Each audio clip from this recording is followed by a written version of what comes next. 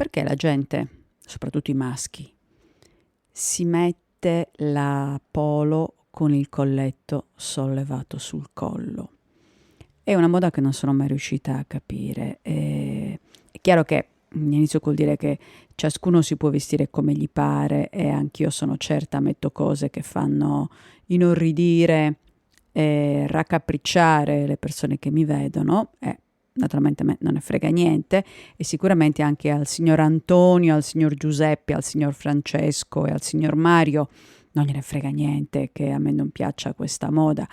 Però io ogni volta che vedo un signore che ha la polo col colletto sollevato, mi viene voglia di andare lì, di abbassarglielo, di dire: ma che fai? Ma perché? Non lo faccio perché la vita è bella perché varia.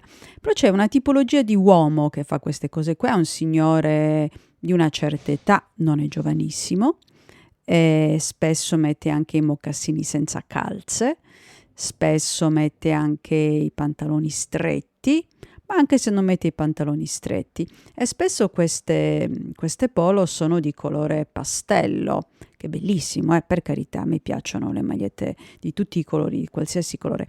Poi c'è questa cosa qua, io capisco se tu sei un contadino che lavora nel campo, hai i capelli corti, non è un cappello che ti protegge, allora in quel caso tirare sul colletto ti può proteggere dall'ustionarti il collo.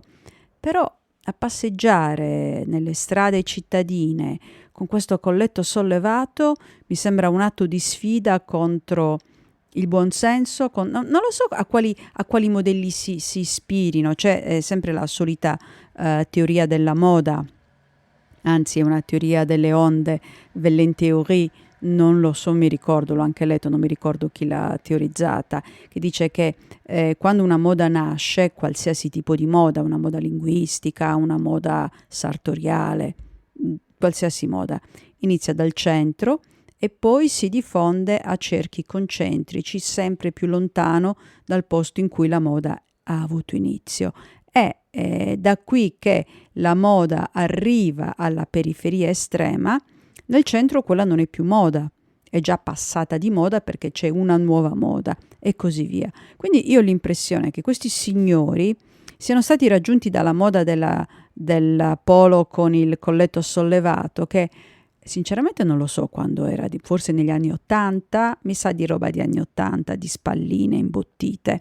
Ecco, e sono stati raggiunti da questa moda e non riescono a staccarsi e vivono nel passato. Vabbè, contenti loro.